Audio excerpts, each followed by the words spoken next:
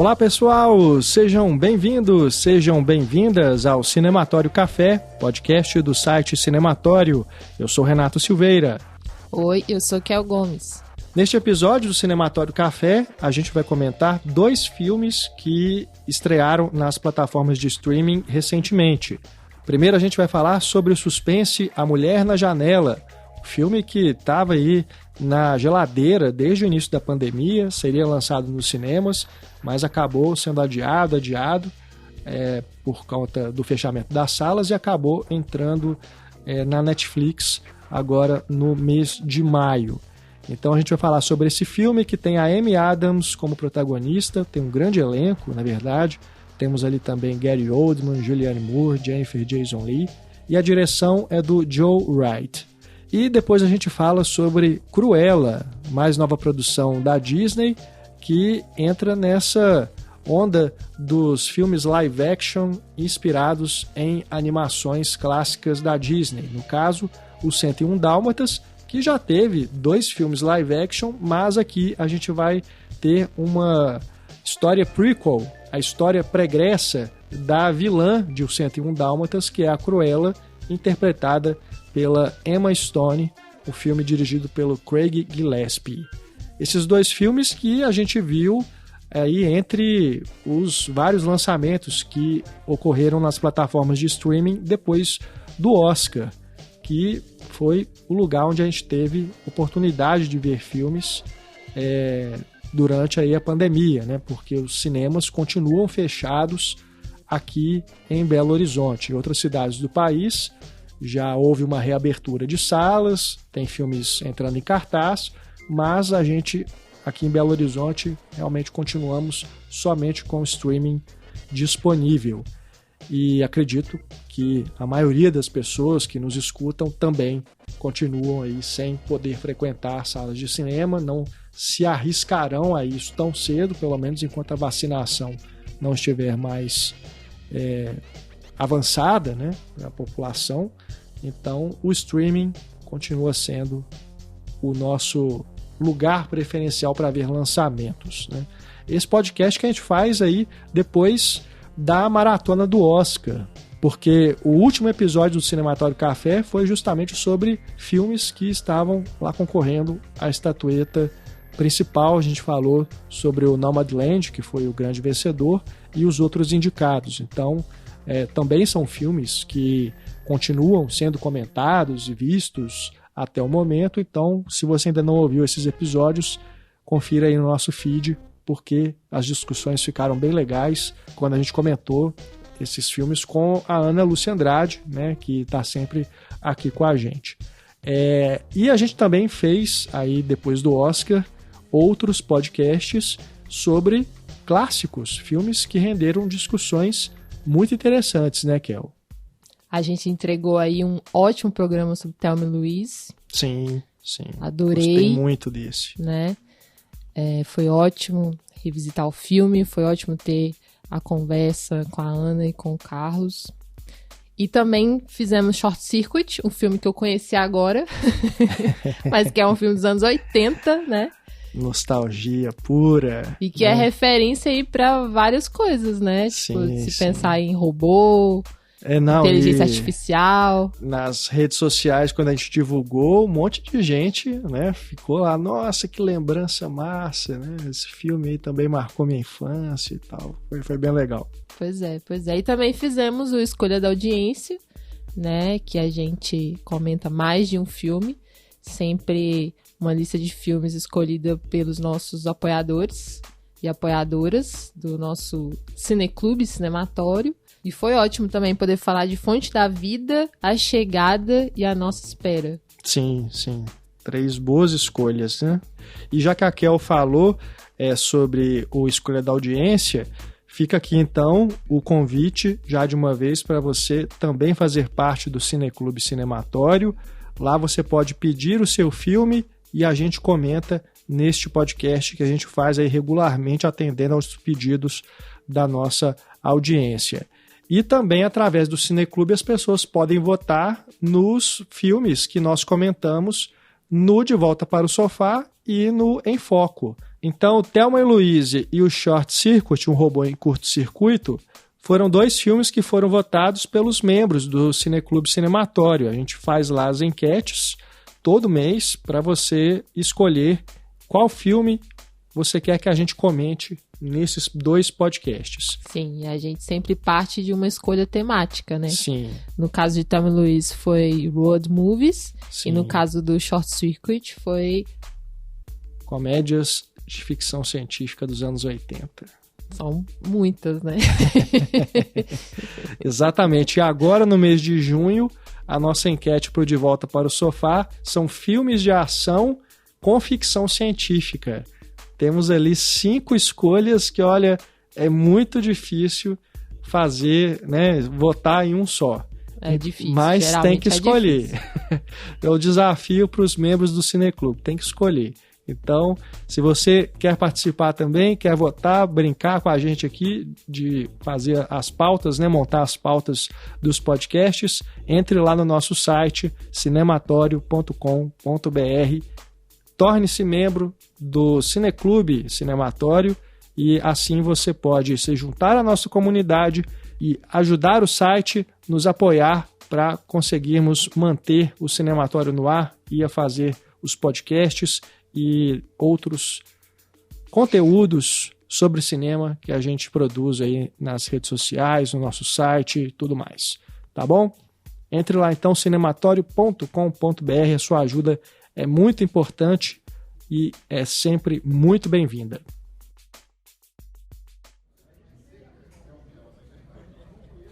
Kel, então, para fazer esse bate-papo aqui sobre os filmes do streaming, né? Filmes do streaming porque é o que tem para comentar. A gente ainda está vivendo a pandemia de Covid-19. Aqui em Belo Horizonte, especificamente, ainda não temos salas de cinema reabertas por causa do agravamento da crise sanitária. A gente sabe que outras cidades do país já tiveram aí os seus cinemas voltando a funcionar. Caso aí de São Paulo, Rio de Janeiro, se não me engano, Brasília também, outras cidades pelo Brasil, mas aqui em BH estamos ainda impossibilitados de voltar aos cinemas. Tivemos lançamentos, né? A gente acompanha aí o noticiário, as bilheterias estão rendendo já aí com alguns filmes que foram lançados, mas temos que ficar restritos ao streaming, até porque é exatamente onde a maioria das pessoas continua, na verdade, assistindo aos filmes novos. Então a gente vai falar primeiro sobre esse, que é bem simbólico, inclusive, para isso que eu comentei, que é A Mulher na Janela, o filme que seria lançado ali logo nas primeiras semanas, quando a pandemia fechou as salas de cinema em 2020, teve o lançamento cancelado, foi sendo adiado, acredito que porque o estúdio pretendia impulsioná-lo aí para Oscar, né? Afinal de contas a direção é do Joe Wright, um cineasta britânico que já teve filmes indicados a Oscar, como Orgulho e Preconceito, Desejo e Reparação, O Destino de uma Nação, com Gary Oldman, filmes aí que conquistaram prêmios, elogios da crítica. E tem todos eles, uma coisa que é frequente nos filmes do Joe Wright, todos eles com elencos muito bem escolhidos, atores de renome, sempre participando dos filmes dele.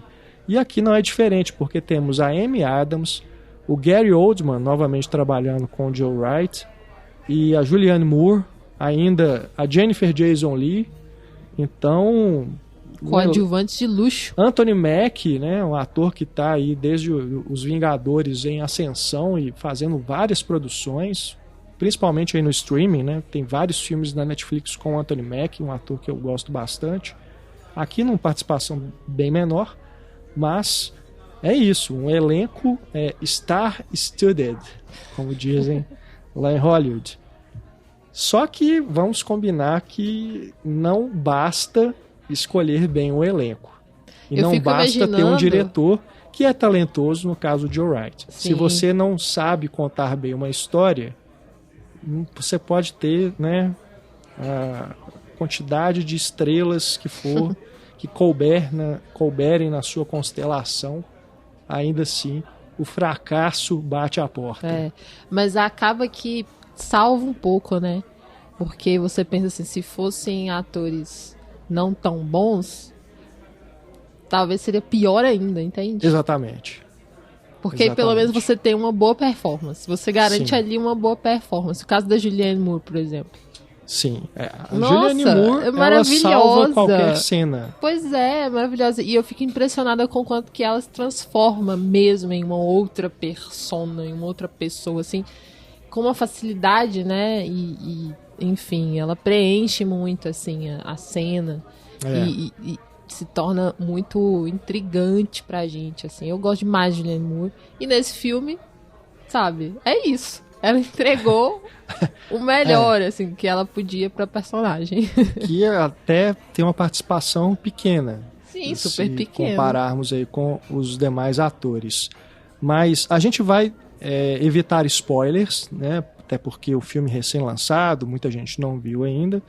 Mas tem situações aqui que a gente tem que comentar, porque realmente a mulher na janela... Eu tô bem curiosa com o que você vai comentar, porque eu acho que toca em uma área que é muito cara a você, né? Sim. Que é exatamente essa questão da metalinguagem e que faz a gente lembrar de Hitchcock, faz a gente lembrar do Brian De Palma. E aí eu pensei, nossa, o que o Renato está...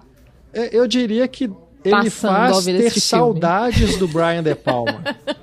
Né? Porque eu acho o seguinte, se você quer homenagear ou copiar, entre aspas, o Hitchcock, você tem que ter uma proposta mais interessante do que simplesmente fazer uma versão alternativa de um filme dele, sabe? Simplesmente mudando o final, vamos dizer assim.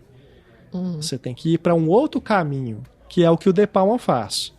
Ele é acusado de ser um imitador do Hitchcock, mas não tem um filme dele, repito, que é um plágio, que é uma cópia simplesmente de qualquer filme do Hitchcock.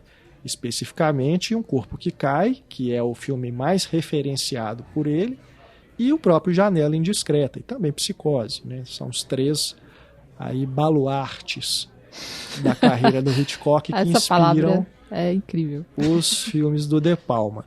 Aqui no caso de A Mulher na Janela, a gente já tem logo de cara, para não deixar dúvida nenhuma, já tá lá. Frames de Janela Indiscreta inseridos. Exatamente. Né? É aquele tipo de filme que fala, olha, se você não entendeu, a gente vai deixar bem claro aqui o que a gente está referenciando, saca? E quando eu digo assim que é simplesmente uma versão alternativa, é porque, sim, eu já vi até na internet aí, né, nos fóruns e tal, pessoas perguntando se não é um remake de Janela Indiscreta. Porque, gente, tudo bem, você troca o personagem masculino pela personagem feminina. Sai o James Stewart, entra a Amy Adams. Troca a enfermidade também, que está presa em casa. Os dois têm uma enfermidade que os mantém presos dentro de casa, certo? Uma psicológica, outra física. Aí você tem essa situação de você pensar que tem um crime acontecendo do outro lado da rua, porque o protagonista fica observando sem nenhum pudor, né? Os dois personagens também têm isso. Ela assume que ela bisbilhota, sim, o que está acontecendo no prédio vizinho. E aí fica aquela dúvida, aconteceu ou não aconteceu? Né? Teve mesmo um crime? Será que era tudo imaginação? Será que a pessoa interpretou errado o que aconteceu ali? Ela viu um movimento mais brusco, né? Viu uma pessoa que desapareceu. Será que ela morreu? Será que essa pessoa foi assassinada? Isso é comum nos dois filmes. Aqui a personagem só não consegue trazer pessoas para essa obsessão dela, né? Porque em Janela Discreta, né, tem ali a personagem da Grace Kelly, que acaba se envolvendo, né, nisso também. Nisso que era só do protagonista, e ela acaba se envolvendo nessa história. Já nesse caso de agora, a gente percebe que todo mundo que entra ali, na verdade, perturba ela, né? Exatamente. Ela não consegue envolver essas pessoas nessa obsessão dela da observação, do voyeurismo e tal. E a gente tem também essa outra similaridade, que é da ação se passar quase inteira dentro do apartamento. Só que no caso do Janela Indiscreta, a gente tem o James Stewart como o protagonista na maior parte do tempo, aparecendo na tela, interagindo com um ou outro personagem, são 3, se eu não me engano. E aqui no caso de A Mulher na Janela, entra uma galera na casa dela. Né, também a casa bem maior. Para fazer as interações e fazer a trama andar para frente. E aqui também tem uma outra particularidade que diz respeito ao uso dos medicamentos. E aí a gente vai destoar bastante um filme do outro. Porque enquanto o Hitchcock, que é um diretor clássico, elegante, sabe, como poucos, onde posicionar a câmera, como movimentá-la, aqui o Joe Wright ele faz uma pirotecnia que me incomoda bastante. Não sei você, Kel, mas todos aqueles movimentos, sabe, mostrando a casa toda, né? Logo de cara que ele já tenta situar a gente por todos os aposentos, onde que as coisas estão acontecendo, e depois usando aquele monte de efeito para representar o que a protagonista sente quando toma remédios, quando ela tem pesadelos, quando ela começa a ficar meio paranoica com as coisas. Então ele usa muito efeito de câmera que me lembra, por exemplo, Requiem para um Sonho, do Darren Aronofsky, né? Que é algo que me incomoda, passou inclusive a me incomodar bastante nas revisões de Requiem para um Sonho. E aqui eu já tenho, assim, logo de cara, né, vendo pela primeira vez A Mulher na Janela, já fiquei assim com birra, sabe, desse estilo do Joe Wright, que é algo que é até recorrente nos filmes dele, mas não com tanta intensidade. Acho que ele pesou muito a mão justamente por essa questão das alucinações provocadas pelos medicamentos. Sim, é bem exagerado e eu acho que de certa forma ele está chamando muita atenção para a artificialidade mesmo desse cinema também. E eu gosto da direção de arte, eu acho bem interessante. Eu acho que os elementos de câmera são exagerados, mas o exagero na direção de arte, sabe? Aquela coisa das luzes, da própria casa, como ela é colocada, né? Como ela é construída ali. Também a interação da personagem com esse espaço, como que ela tá completamente absorvida pela casa, assim, ela praticamente se mistura, né? E tá andando sempre de blusas como se fossem pijamas, né? Essas blusas, camisas, assim, sempre um pouco desleixada, né? Bem assim, incorporada a um ambiente doméstico mesmo, mas que é uma casa enorme, né, que dá uma solidão só de olhar para todo aquele espaço ali. Então eu gosto da direção de arte, mas eu também acho que nessa questão da câmera ele realmente abusa muito da artificialidade e isso distancia a gente, até porque tá falando de uma questão psicológica e talvez precisasse ser um pouco mais intimista, né? Pois é, exatamente. Menos pirotécnico, como você falou. Inclusive, tem uma cena que eu acho muito boa, que tá falando do psicológico, vou tentar aqui não dar spoiler, mas que não se utiliza de uma artificialidade de câmera, mas sim nessa construção ali da imagem apenas, né? Que é quando ela vê materializado na sala algo do passado, uma revelação do passado, né, pra gente, do que aconteceu, né, com a família. E aí a gente tem ali na sala a imagem do que aconteceu, se misturando ao ambiente. Isso eu acho legal, assim, pra falar de um psicológico, né, não precisou ficar usando de efeitos. Sim, né? Concordo. E é isso, assim, eu acho que a Amy Adams também tá fazendo um bom trabalho aqui. Mas, sei lá, pra mim me parece um filme que começa de maneira interessante, sabe? Por mais que tenha essas menções óbvias, muito óbvias, as referências a Hitchcock, pelo menos, né, parece uma coisa interessante ali quando tá na ambiguidade, né? Quando você tá conhecendo essa personagem, entendendo o drama dela. Uhum.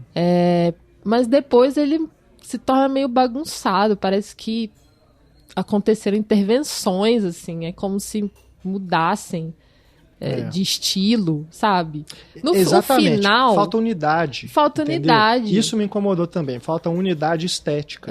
Porque ele fica mudando o ritmo e também as texturas que ele utiliza. Tem um determinado momento que ele taca lá uma imagem toda pixelada, né, de um vídeo que ela gravou, falando sobre o que ela tá passando, né, como se fosse assim, se eu morrer e alguém encontrar esse vídeo, é isso que aconteceu. Tem vários filmes que usam disso, né? Aí ele taca lá uma imagem, né, com a imagem toda estourada, os pixels todos estourados, e ele fica variando, não é só essa textura que muda, em outros momentos também, e fica isso de acelerar a câmera para fazer esse efeitinho, sabe, de tô louca, sabe, tomei um remédio aqui, tô o doidona. final do filme, assim, não dá, velho. Quando tem a resolução de dar as respostas do que tá acontecendo, pra mim é outro filme. Pra mim virou um filme de terror. Não, sabe? Aquele tipo... Ali já me... Não, aí a gente realmente entra num terreno de spoiler, a gente não vai falar o que acontece, mas sim, é isso. Que até a própria personagem, ela se transforma como se fosse uma mulher monstruosa, assim. Aquilo, pra mim, foi, sabe... Muda muito, Não faz sentido. E eu até acho massa quando isso acontece em determinados filmes, que ele começa como um gênero e, de repente, ele vai evoluindo para se transformar em uma coisa completamente diferente do que começou. Mas aqui, a mudança é muito brusca, ela é repentina e não é coerente, sabe? Até é coerente se você pensar no próprio Hitchcock. Se você pensar que ele possa estar fazendo referência a algum outro tipo de filme do Hitchcock. Mas ainda fez uma assim, colagem, né? Ainda assim, não faz bem feito, né? E o que mais me incomoda é que acontece um filme desse, se você não tem uma revelação, não é um filme que você está esperando, né? Então, assim, não vou dizer o que acontece, mas sim, tem um determinado momento que haverá um plot twist. É um filme de mistério, vai ter uma revelação, então haverá um plot twist. Esse plot twist me deixou extremamente irritado, porque você passa o filme inteiro na perspectiva dela, achando que pode ser, pode não ser. Isso é coisa que ela está imaginando. Isso é efeito do remédio. E aí acontece uma situação que você fala, então era isso mesmo que eu estava pensando. Era isso mesmo que ela estava querendo nos dizer, né? Querendo fazer a gente acreditar e fazer os outros personagens acreditar. Era isso? Porque é a mesma coisa, sabe? De você pensar, por exemplo, que toda essa coisa fantasiosa que os negacionistas falam sobre vacina contra a Covid, no final das contas viesse um médico e falasse, não, é verdade, você vira jacaré se você vacinar. É algo assim, sabe? Porque é meio que você, tipo, você tá o tempo inteiro sendo bombardeado com essas informações que podem ser inverídicas e chega um momento que o filme te fala, não, é isso mesmo. Você não tá doido, não, é isso mesmo. Olha, sabe? Eu preferia que você usasse o exemplo da vacina magnética. Porque imagina que doido a gente se transformando em vários magnetos nesse mundo. Né? Gente, é cada uma que as pessoas inventam. Enfim, o filme me irritou bastante, sabe? Apesar de eu gostar do elenco, O Gary Oldman, ele volta aqui depois de ter feito uma boa atuação no Mank. Ele agora volta a ser o Gary Oldman que a gente conhece dos papéis mais estereotipados. Inclusive, a caracterização dele é outro ponto de contato com o Janela Indiscreta, porque ele tá igualzinho o vizinho lá do James Stewart, que supostamente teria cometido o crime, né? Até o cabelo grisalho. Sim. Então, tá muito o cenário parecido. ali do bairro também é muito os bairros das cidades, né, do Janela Indiscreta, sabe? O estilo, assim, de casa. Até parece que é quando você tem uma cena que mostra a rua, as casas, até parece que tá em outra época aquilo ali, né? Porque é muito um bairro, assim, com essas casas e janelas muito usadas no filme. A questão da escadaria também, que tem, um corpo que cai, você automaticamente já lembra. Assim, eu fico pensando que, olha, eu acho massa, né? Maravilhoso, não há o que discordar em relação aos filmes do Hitchcock. Mas assim, por que sempre voltar da mesma forma, sabe? Já tem tantos outros filmes que fizeram isso. Sabe, por que não explorar de uma maneira diferente? Já que é pra sempre voltar Hitchcock porque merece mesmo, então vamos explorar de maneiras diferentes, né? E aí eu sinto que é mais do mesmo, assim, lidar com essas questões sem adicionar coisas novas. Citando 2 filmes do De Palma que usam o Janela Indiscreta como matriz e aí vão para outros caminhos. Olá, Mamãe, que é um dos primeiros longas dele, de 1970, com o Robert De Niro, ainda na fase mais experimental do De Palma. Qual fase não é experimental do De Palma, né? A gente pode pensar. Mas assim, um cinema mais independente, né? Sem participação dos grandes estúdios. E depois, em 84, quando ele faz Dublê de Corpo, que também não é um filme essencialmente ali calcado no Janela Indiscreta, mas que bebe muito dessa fonte. Então, tá ali. Pega também aí Um Tiro na Noite, né? É outro filme que também vai se referir ao Janela Indiscreta, mas de um modo completamente novo. E vai para outro caminho também. Então, é isso que eu espero quando a pessoa, hoje, 2021, vá fazer um filme baseado, sabe, inspirado em qualquer coisa que o Hitchcock já tenha feito, sabe? Eu acho que o Joe Wright aqui caiu naquela, assim, de fazer assim, vou fazer um filme de estúdio mesmo aqui, qualquer, só para pagar os boletos, sabe? E assim, é como a gente comentou, tem umas coisas também que são interessantes, né? Que se fossem melhor desenvolvidas, porque eu acho que tem aí o interesse de fazer uma protagonista feminina não é aleatório, a questão de ligá-la a uma condição psicológica também não, exatamente por causa dessa questão aí da loucura, né, muito associada ao feminino, até para desvalorizar o discurso feminino, desacreditar, né, da mulher. Isso, sabe, essas sementinhas assim, você percebe o interesse mais profundo ali. Também essa coisa de ela perceber nos vizinhos algo que seria, né, de violência doméstica, né? Então, assim, você vê que questões do feminino estão ali permeando e em relação a isso é trazer algo novo, né? É trazer algo diferente, mas como isso vai se desenvolvendo é que acaba frustrando, assim.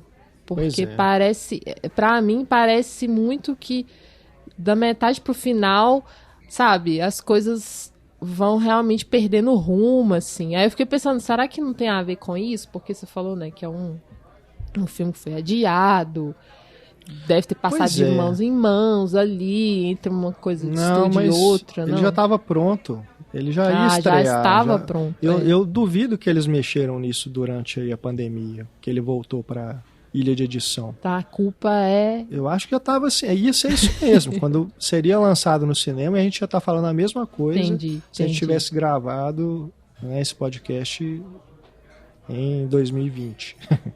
Ele é baseado em um livro, né? Tava vendo aqui, escrito por A.J. Finn. Mas é a única coisa também que tem dessa pessoa, né? Escrita por essa pessoa.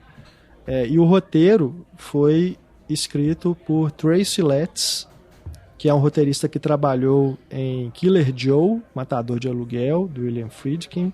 Ele é o autor, inclusive, da peça Killer Joe.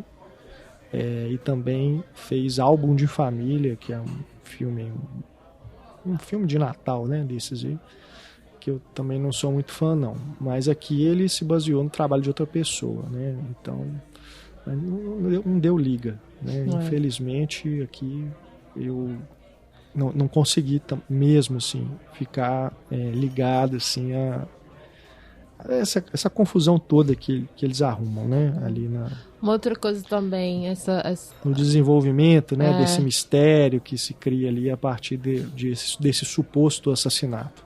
Agora, uma coisa que a gente tem que pontuar é que a personagem da Amy Adams, ela vê muitos filmes e séries enquanto está ali no apartamento.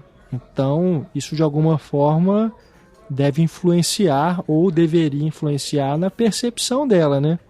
Exatamente, né?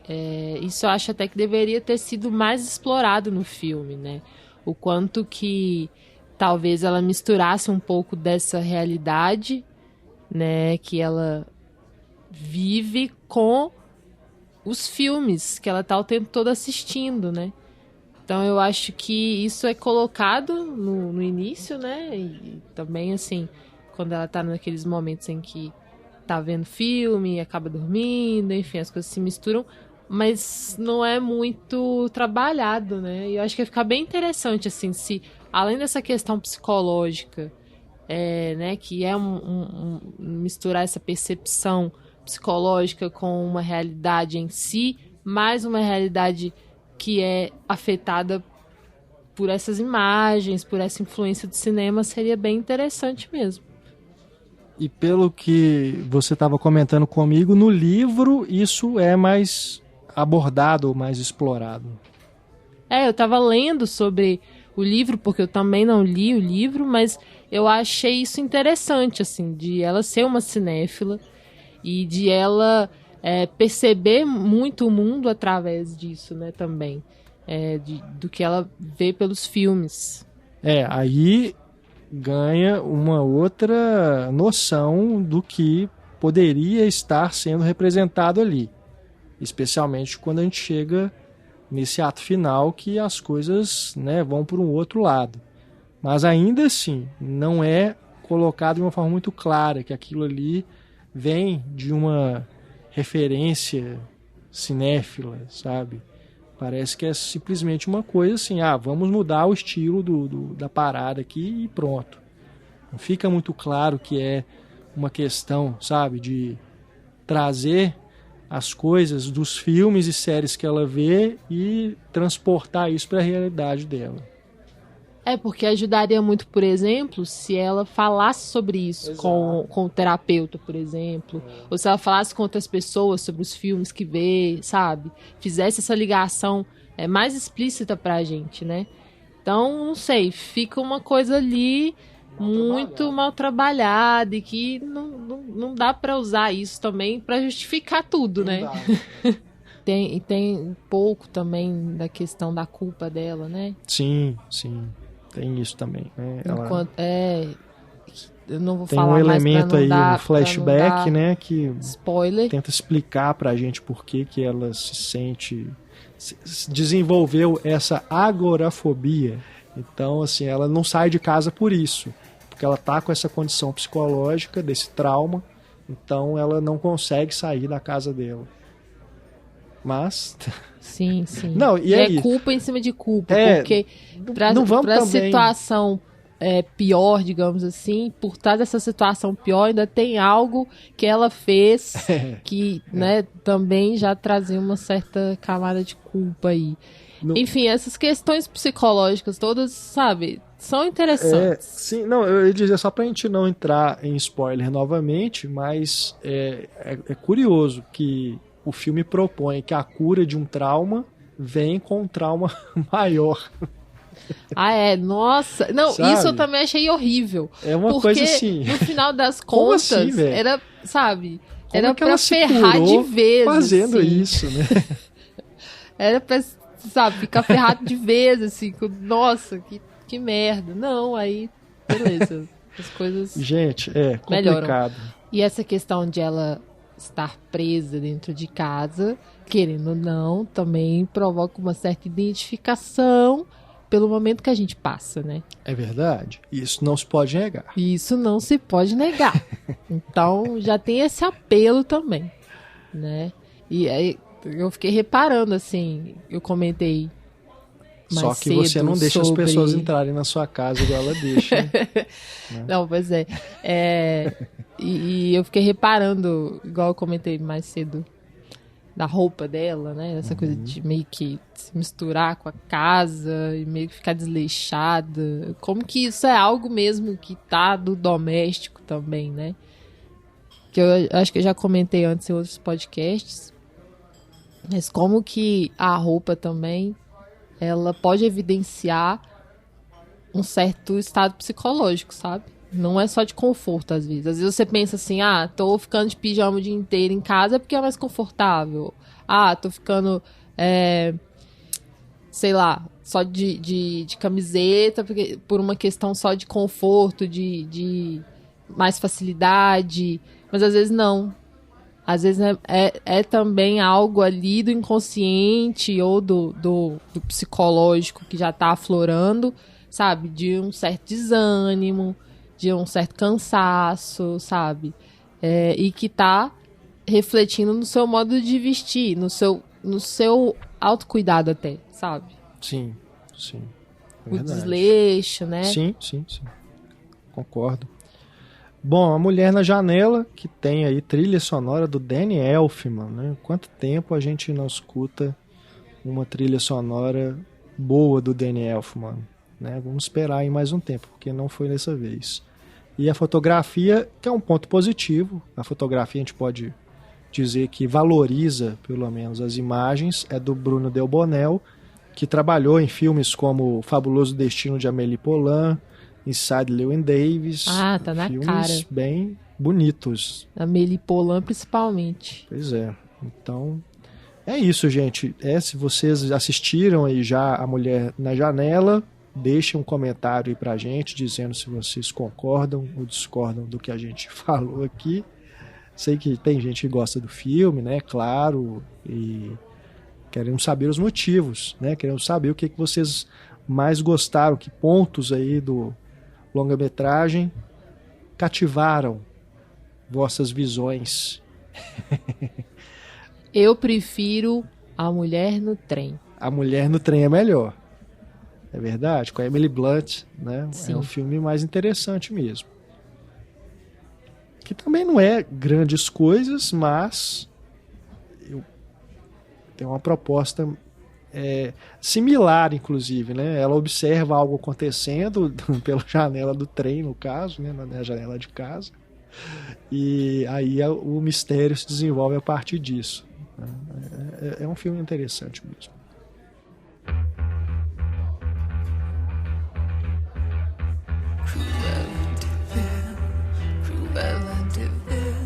Vamos mudar de plataforma agora, Kel. Vamos para Disney Plus, porque entrou aí...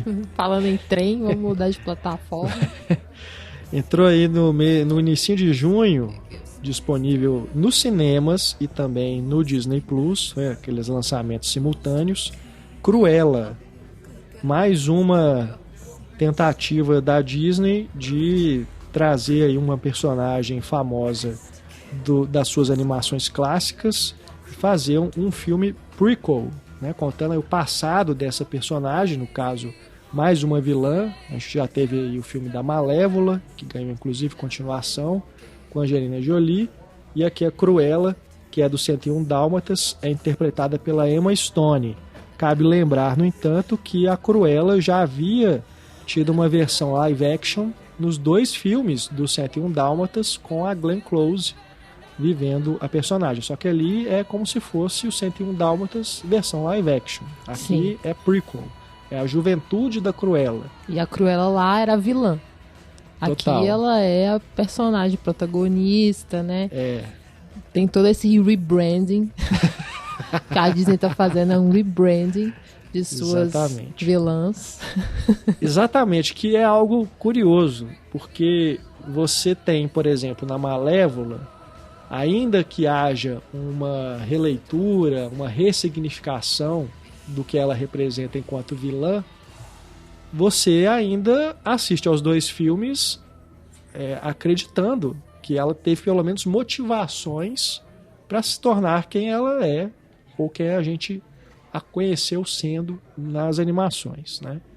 Tudo faz sentido, na verdade. Tudo faz sentido. Tudo é muito bem alinhado com a história original. Você Exato. só tem uma nova perspectiva, porque até Sim. então você tinha uma perspectiva, né, da princesa, da família da princesa, essa história que a gente conhece do Conto de Fadas. No segundo filme, principalmente. E aí, ela assume mesmo, assim, como uma vilã, né? Exatamente. Aí, com o filme Malévola, você tem a perspectiva da Malévola, né? A história da Malévola. E aí que é foda, assim, porque você passa a entender por que essa pessoa se transformou no que ela se transformou, ou o que essa pessoa faz, né? O que essa pessoa fez, assim. Porque mais do que no que ela se transformou, é quem que ela verdadeiramente é. E que ela foi levada a fazer coisas que, assim, não estavam tão de acordo com a essência dela, assim, digamos, com o que ela era de verdade, assim. Eu acho Malévola fantástico, assim, como estudo de um personagem, de perspectiva, de você pensar como que muda quando você, né, vê um outro lado da história. Já não sinto a mesma coisa aqui. Pois é. Não é. E não é mesmo, porque me parece que tentam transformar a Cruella aqui quase que numa heroína, na verdade. Ela é a vítima. Tudo bem você entender que ela se tornou uma vilã depois de ter sido uma vítima, né, de uma situação. Mas o filme, quando chega ao final, você fica... De novo, tá, gente? Evitaremos spoilers. Mas quando o filme chega ao final, você não tem exatamente a mesma noção lá do Malévola. Você fica assim, peraí, quem é a Cruella, afinal de contas? Por que ela se transformou na personagem lá do 101 Dálmatas? Porque, gente, a Cruella, para quem não sabe, ela mata cães para fazer casacos de pele. Isso é uma das coisas mais perversas que um ser humano pode fazer, certo? Então, você ter essa personagem clássica, né, das animações e tudo, com esse objetivo, você já fala, puxa vida. Agora, você chegar hoje, 2021, propor uma releitura e dar uma atenuada nisso, ok.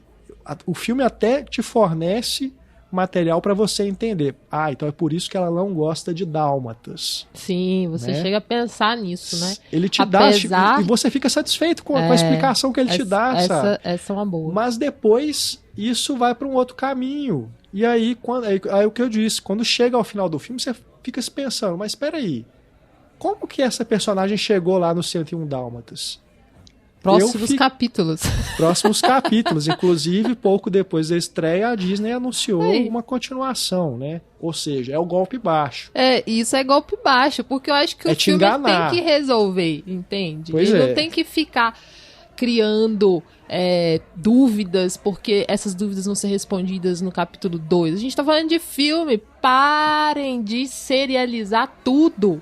Agora, uma coisa, eu estava concordando com essa coisa dos dálmatas aí, de entender, então é por isso que ela fica com ódio de dálmatas. Mas eu achei que não funciona essa coisa de colocar ela desde criança com o melhor amigo cachorrinho, um doguinho que acompanha ela. Isso eu também não entendi. Eu falei, ué, peraí. Sabe, vai ser uma ruptura muito grande entre uma menina que cresce com um melhor amigo doguinho pra uma vilã que quer pele de cães de dálmatas pra usar de casaco, sabe? Que reviravolta vai ser pra essa menina com esse doguinho, essa menina tão legal, assim, e super cool e super punk, vamos já usar a palavra, né? Mas que tem ali um doguinho, sim, e ela gosta desse doguinho, que inclusive tem os meus problemas aí por usarem o CGI, né, a computação gráfica. Claro que facilita, né, porque precisava do cachorro ter várias respostas ali pra ela, várias atitudes, que eu acho que é muito mais fácil do que se fosse um cachorro... dos maus tratos também, eu acho também. Que é melhor usar o CGI. Sim, com certeza, se for pra maltratar. Mas é possível fazer filme sem maltratar os bichos, né? Sim, com certeza. Né? Mas aí... a gente tem vários exemplos de cenas de ação com animais em que os bichos se ferem, né? Às vezes até por acidente mesmo. Verdade. Mas assim... E aí eu fiquei pensando, já modificaram radicalmente um ponto importante da personagem. É a velha mania da Disney de criar bichos fofinhos, entendeu? Para as pessoas. Que Mas bonitinho. Já tinha um bicho fofinho, que era o outro bicho do cara com que ela encontra, dos meninos que ela encontra, né? Que é o Jasper e o Horácio. Porque eles também têm um cachorrinho. Né? Mas também seria, assim, ela não ia tolerar qualquer tipo de cachorro, se fosse parar pra pensar. Não, mas tudo bem, assim. Eu só acho que não precisava ter esse melhor amigo dela, sabe? Mas eu entendo, concordo com você. Eu também achei estranho. Mas se ela tivesse ódio só aos dálmatas, pra mim tava ok também. Entendeu? Porque a questão é 101 dálmatas. O filme se chama 101 dálmatas. Ela mata dálmatas pra fazer casacos de pele. Entendeu? Se ela tivesse, o filme te desse um motivo pra ela odiar só dálmatas, tava ok pra mim. E te dá. Mas depois isso, né, vai pra outro lugar. Então o filme tem essa proposta de contar a vida pregressa da Cruella, com essa infância difícil, né? Ela se torna uma órfã, sobrevive ali de pequenos roubos e golpes junto com esses dois garotos que depois crescem junto com ela e formam essa pequena gangue. E aí a gente vai entrar no Diabo Veste Prada, né? O filme deixa de ser Oliver Twist para se transformar em O Diabo Veste Prada. Vários filmes passam na cabeça da gente, né? Ele vai se transformando mesmo. E depois aí vira 8 mulheres. Depois vira 8 mulheres o segredo, é verdade. Bom, e aí quando vira O Diabo Veste Prada, eu imagino que a Kel se sentiu assim no País das Maravilhas, porque aí o filme é um deleite para quem gosta de moda, né, Kel? Total. Já era antes, porque a personagem em sua infância, ela já é uma menina fashionista, assim, uma menina que tem um estilo muito próprio, ela já vai transformar o uniforme dela em algo bastante pessoal, né? Ela vira o casaco, ela faz intervenções ali artísticas, digamos assim, na sua vestimenta, sem falar no próprio cabelo, né? Que já é super diferentão, ela nasce com esse cabelo. Tipo, pra ficar bem explícito da dupla personalidade, né? Vamos botar aí um cabelinho preto e branco ao meio. Mas então, desde o início, assim, você já percebe essa tendência pra moda, né? Essa criatividade. Então, pra quem gosta dessa área, realmente é legal. Mas eu tenho muitos problemas que a maioria dos filmes que usam a moda, assim, né, dessa maneira tão forte, é muito bonito de se ver, né, é muito divertido, tem uma riqueza de detalhes nos figurinos, informação de moda, história, essa coisa também da transformação do personagem, enfim, é muito rico de informações, assim, de figurino e direção de arte, só que o ambiente de trabalho, moda, é sempre colocado como um ambiente terrível. E as pessoas que trabalham são sempre fúteis, são sempre cruéis, são sempre pessoas que destratam as outras. Assim, coisa que não dá vontade de fazer parte, sabe? E aí eu fico pensando que quem não trabalha nisso, né, nessa área, quem não tem muito contato, provavelmente pensa que todo lugar da indústria da moda é assim, porque a maioria dos filmes que tem esse universo tratam dessa maneira, né? Sim, e geralmente são mulheres estilistas poderosas e são mulheres terríveis. Tipo, você citou aí o Diabo Veste Prada, que lembra muito mesmo, porque é essa mulher poderosa e tem uma outra que se inspira nela, né? A poderosa, no caso, vivida pela Emma Thompson. Sim, aqui no filme da Cruella, vivida pela Emma Thompson. No Diabo Veste Prada, é vivida pela Meryl Streep. E elas são essas mulheres terríveis que destratam seus funcionários, né? Que acham que as pessoas estão... Todas as pessoas, até quem passa por elas, estão a serviço delas, assim. E elas vão trabalhar ornamentadas, assim. É uma coisa como se cada dia fosse um dia de acontecimento mesmo, assim, né? Elas se vestem como um monumento. Então, assim, isso me incomoda, sabe? Porque eu acho que é muito estereotipado esse universo. E, claro, não tô dizendo aqui que as pessoas são maravilhosas, são lindas, o trabalho na moda não tem nada disso. Claro que tem muito ego, porque lida muito com a imagem, lida muito com publicidade, desejo, enfim. Mas da forma como sempre é colocado no cinema, fica parecendo que é só isso, entende? Você nunca tem uma representação bacana, assim, das pessoas criativas. São sempre pessoas de gênio difícil e que são insuportáveis. E eu acho que é um tipo de vilania muito fácil, assim, sabe? Concordo. Igual essa personagem da Emma Thompson, ela é caricatural, assim, totalmente. Sim. Totalmente. E aí, então, se por um lado tá humanizando a Cruella, né? Por outro, tá criando essa vilã completa, assim, totalmente chapada. Não tem tridimensionalidade nenhuma.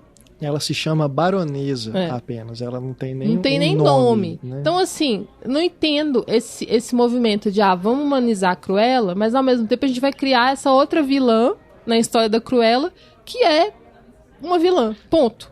E eu fiquei, quando saiu o anúncio da continuação, eu fiquei pensando, fazem o filme então da Baronesa. Faz um prequel do prequel, entendeu? Aí no filme da Baronesa. Aí no filme da Baronesa põe uma outra vilã pra ser a má da situação e não a própria Baronesa. E aí vai infinitamente, criando vários prequels de prequels de prequels. Então aí eu não gosto por esse aspecto, assim. Por outro lado, as roupas são maravilhosas. Até eu, que sou leigo, fiquei impressionado, porque realmente a figurinista é uma vencedora do Oscar, né? Ela já venceu 2 vezes, inclusive ela fez o figurino de Mad Max, Estrada da Fúria, que é maravilhoso. Ela ganhou em 2016. Se vocês gostam de assistir a cerimônia, vocês devem se lembrar dela quando ela recebeu o Oscar, porque ela foi muito criticada na época, assim, as pessoas terríveis, já que a gente tá falando de crueldade, porque ela foi super simples na cerimônia. Ela foi receber o Oscar e ela tava de jaqueta, de couro, assim, tava com um lenço. Então ela tava vestida normalmente, não tava com vestido de gala nem nada. E aí eu lembro, na época, o tanto de crítica que ela sofreu por causa disso, sabe? Povo chato, né? E ela também ganhou por Uma Janela para o Amor, de 1987, só que esse ela divide com o John Bright. A Jenny Bevan, que a gente está falando aqui, ela tem várias indicações. Ela ganhou 2 estatuetas, mas tem várias indicações ao Oscar. Tem umas 10 indicações. E podemos apostar que ela terá mais uma aí para sua coleção com Cruella. Sim. E aí, falando especificamente do figurino, assim, sem ser sobre o ambiente, moda, né, o universo, moda, e do estilismo, é muito interessante, né, porque o filme ele se passa na década de 70, né, na Londres, na década de 70, e aí essas roupas, elas todas vão fazer relação com essa época, obviamente, mas também são releituras, assim, de várias iconografias do punk, né, e da moda urbana da época, assim. Uma coisa que a gente poderia discutir aqui também é sobre isso, né, sobre essa estética punk, assim, que eu sinto que ela é muito colocada como uma estética, sabe, e que, né, combina com a personagem, porque essa personagem é revoltada, né, que quer mudar as coisas, mas isso tá muito na superfície, sabe? Tá muito na roupa, digamos assim. Né? E a gente tem que lembrar que o movimento punk, ele foi uma contracultura, né? Um movimento de contracultura. Então, sim, teve a parte estética, né? Essa parte da visualidade, a parte musical também, mas também era um contexto de contracultura mesmo, de contrapor paradigmas, né? Contrapor ideias ali vigentes, uma ordem social vigente da época. Londres estava passando por uma crise, havia muito desemprego, os jovens não viam perspectiva de futuro e nem de presente, porque não tinha ali não tinha uma oportunidade de trabalho. Então, eles almejavam um lugar em que eles não conseguiam acessar, entende? Pela falta mesmo de emprego, né? Por não ter esse acesso ao mercado de trabalho, não ter esse acesso a uma classe média que eles estavam almejando. A assim. origem dela, né? Que é mostrada pra gente no filme. Uma pessoa que vivia de subempregos e de delitos. Sim, para poder de conseguir delitos. Comidas, para poder sobreviver. Então, tem a ver com a personagem, né, com a origem dela, mas ela não me parece estar envolvida com o movimento em si, sabe? O movimento punk imagina, em si. a Disney fazer um filme punk. Cruella uma coisa Vicious. bem assim. É uma coisa bem assim, eu sou punk porque eu me visto assim, né? E porque eu quero mudar as coisas. Só, assim. Mas em relação ao que significava isso de fato, ela não tem envolvimento nenhum, assim. Né? E aí, é muito breve, muito breve. A gente pode supor que, baseado nisso, fizeram esse jukebox na trilha sonora. Porque ali vai entrar um festival de músicas que são algumas da época, outras não, e de gêneros bem diferentes. Talvez a gente possa até pensar o que é punk ali na trilha sonora. Porque a gente vai ter Bee Gees, Supertramp, The Doors, Nina Simone, Queen, sabe? Vai misturando Blonde, vai misturando um monte de coisa. Entra ali no The Clash. Mas assim, é bom gosto, né? Bom gosto. Se você pegar musical.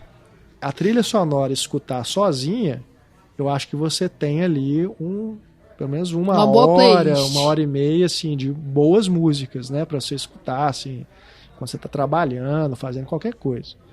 É uma boa playlist, exatamente. Poderia ser uma playlist dessas curadorias aí, dessas plataformas, né? Mas, bom, no filme, essas músicas, elas não são exatamente funcionais. Uma ou outra estão comentando as cenas, mas muitas entram assim de forma intrometida, vamos dizer. Elas simplesmente surgem como ilustração, mas sem necessariamente estar ligado ao que está acontecendo nas cenas que a gente está acompanhando, nas sequências. Então, vem uma atrás da outra, sem muito critério nesse sentido, e sem parar, né? Isso me chega a um ponto assim, que meio que incomoda. Parece que assim, ó, gente, mas não para de tocar música, né? Não tem... Eu acho que tem a ver com essa coisa de vender, né? Porque eu acho que é um filme para vender em muitos aspectos, sabe?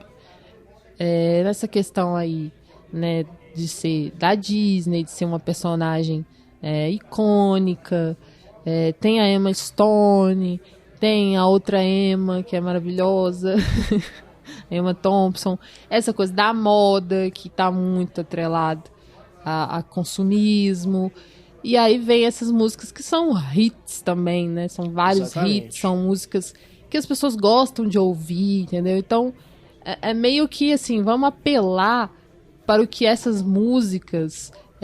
para como essas músicas engajam as pessoas, sabe? Faz com que as pessoas curtam o filme, mais do que, assim, estarem nessa história, mas é como se fosse assim, é uma experiência de diversão também, sabe? De entretenimento. É um show. Porque um show, exatamente. É um show. E não à Mas toa, me incomoda ela porque tem... não é igual Guardiões da Galáxia, que você tem um sentido pra ter um mixtape ali, entendeu? Músicas que não são conectadas uma com a outra, nem com o filme em si, mas tem um sentido para aquelas músicas estarem ali. É, né? Pelo show. E não, assim, e olha só que legal, porque se você for parar pra pensar que justifica, né, essa questão é pelo show, porque a própria Cruella, enquanto estilista, ela faz muito uso disso, assim, no que ela traz pra si, assim, no trabalho. Quando ela resolve que vai rivalizar, né, com a sua chefe, vai rivalizar com a baronesa, na moda. Então, uma estilista famosa que já tem o seu lugar ali, que é a baronesa, e ela surgindo como uma estilista...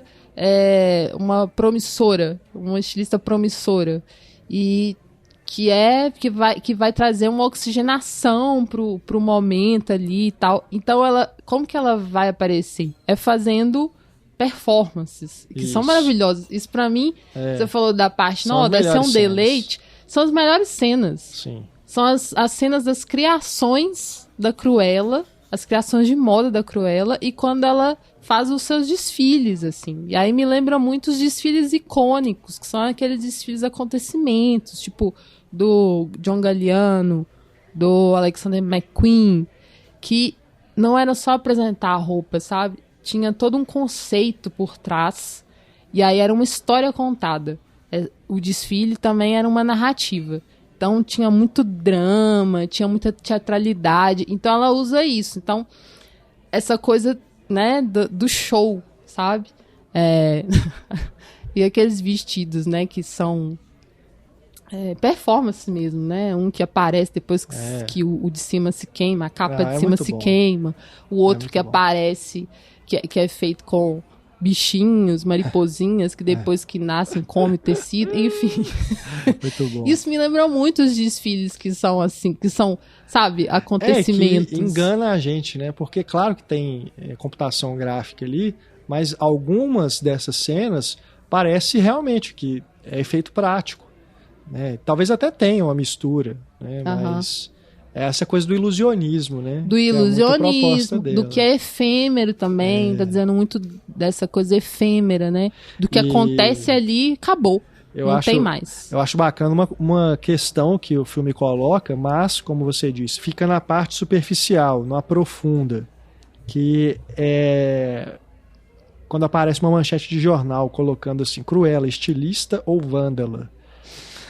Porque você pode pensar nisso, né? O que ela está propondo ali com esse novo estilo para a moda, né? E para as intervenções dela.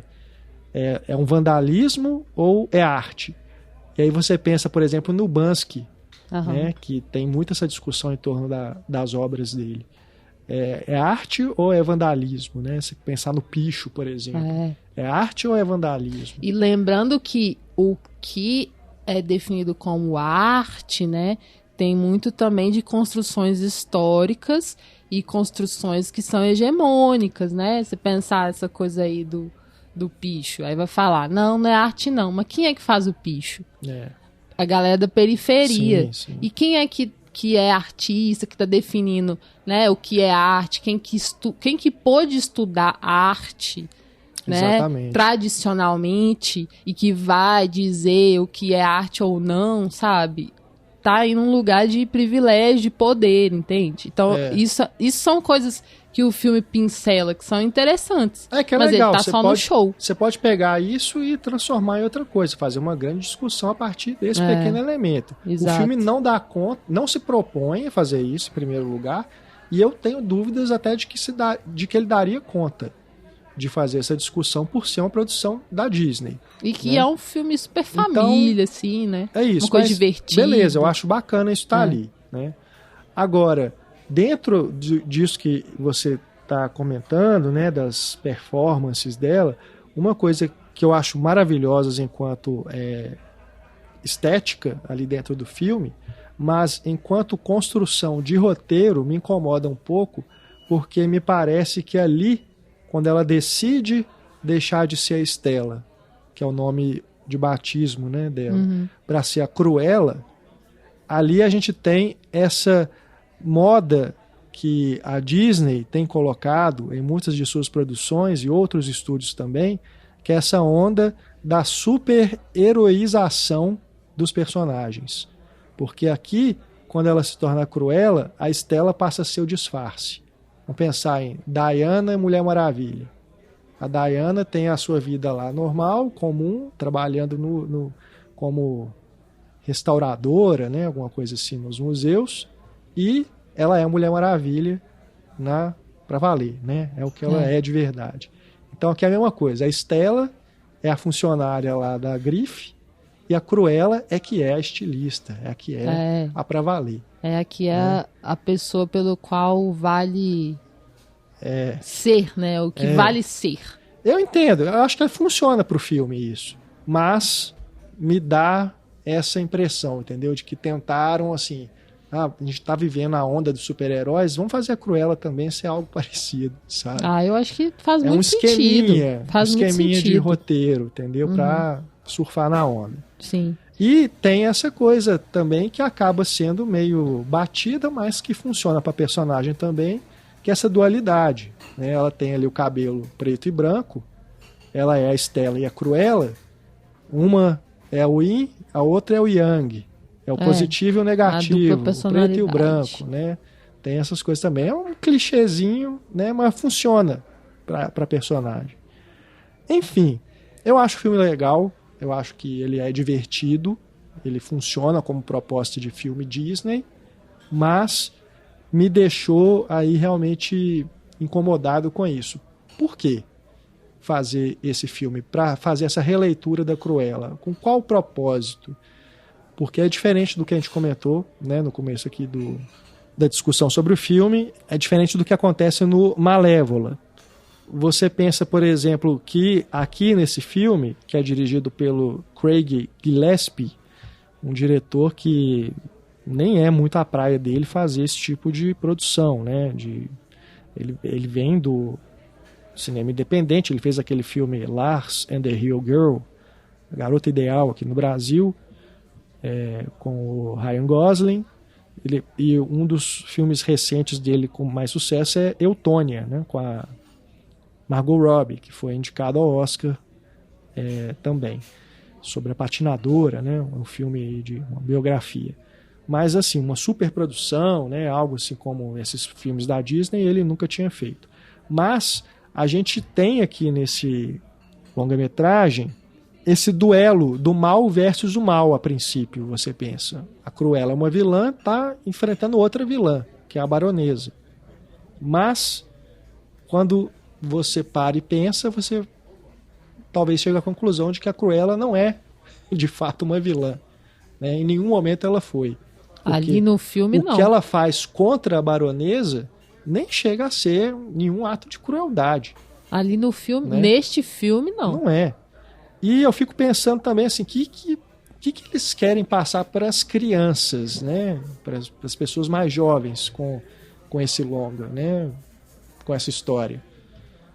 Porque é isso, você está colocando duas personagens que entende-se que são representações do mal.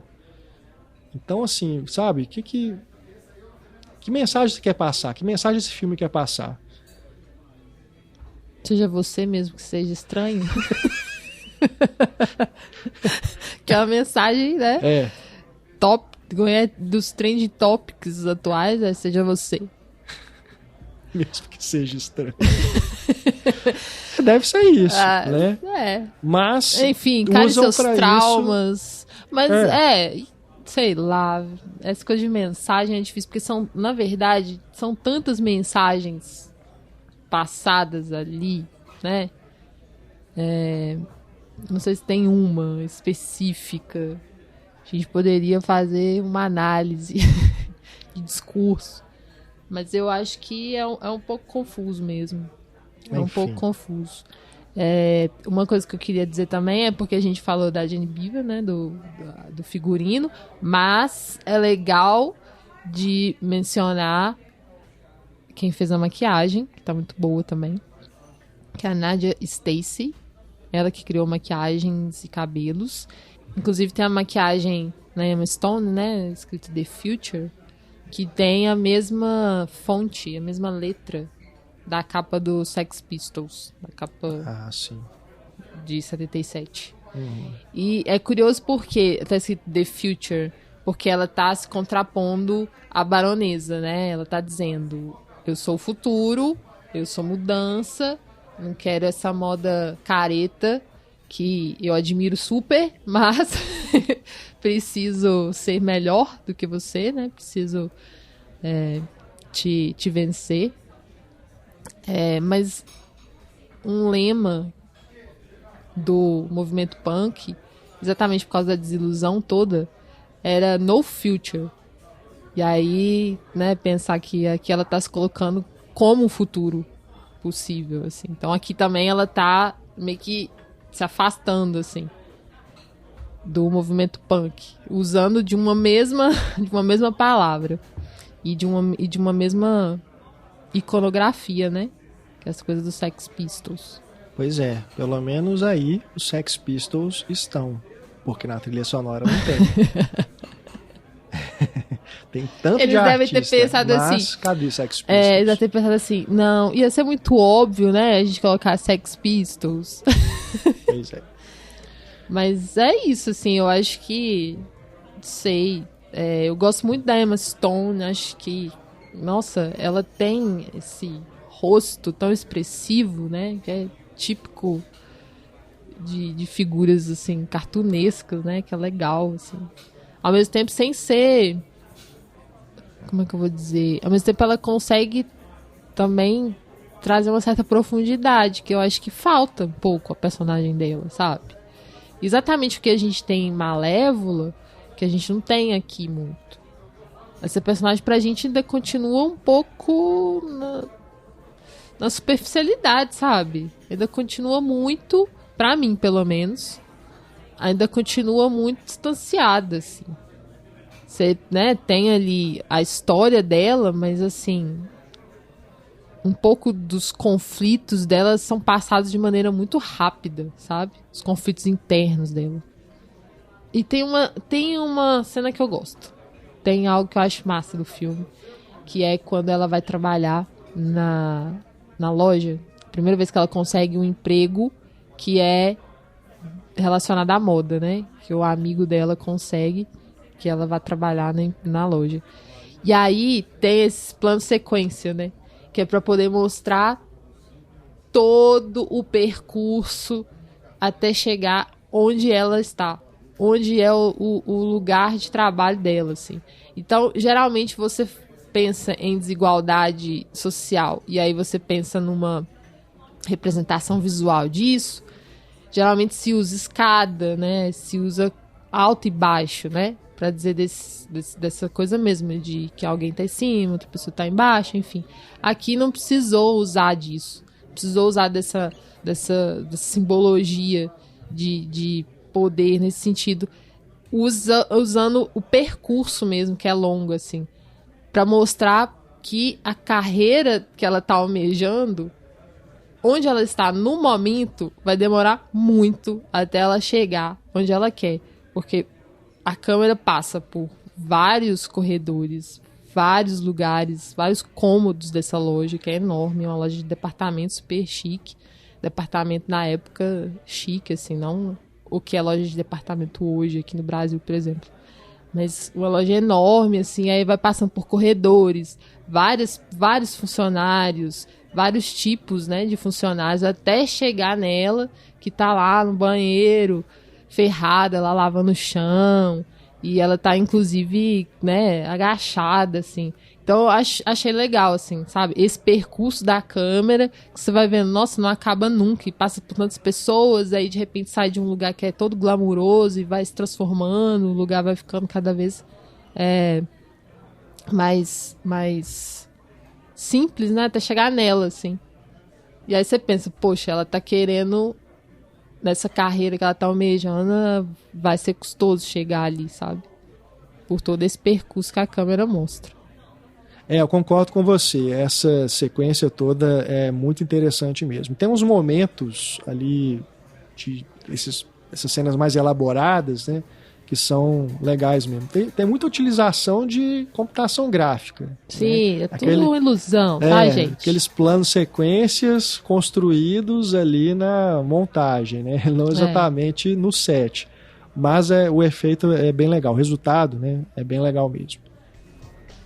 E é isso, gente. Se vocês viram Cruella, também deixem pra gente comentários dizendo o que vocês gostaram ou não gostaram no filme, se concordam ou discordam da gente, pra gente continuar aí a conversa, a discussão nas redes sociais, nos comentários aqui do podcast, também aí nos nossos canais de discussão do Cineclube, né? Temos o grupo do Telegram, temos a nossa lista de discussão e a gente espera vocês então.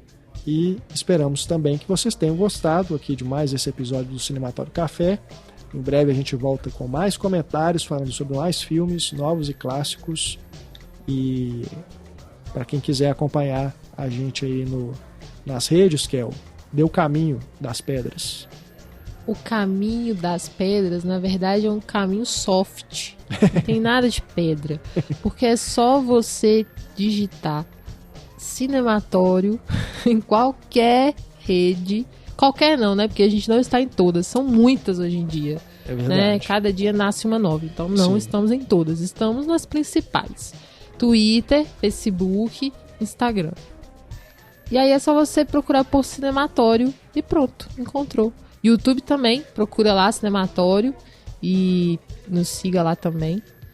Porque, né, de vez em quando a gente tem as ideias e posta coisas lá. Entra uns vídeos lá. Entra uns vídeos de vez em quando. Outra, não posso afirmar quando, porque, né, lá as pessoas colocam vídeo toda sexta, vídeo de segunda a sexta. A gente não. A gente é tipo um acontecimento da Cruella, entendeu? A gente não é youtuber profissional. A gente vai no assim, né? Quando a gente vai no feeling, quando vai, foi. Então, eu te aconselho a seguir a gente lá, se inscrever, aliás, porque seguir é nas outras. Porque aí, quando a gente entregar algo, você não perde. Beleza? Então, um beijo, gente. Até a próxima. Valeu, pessoal. Um grande abraço. Até mais. Tchau.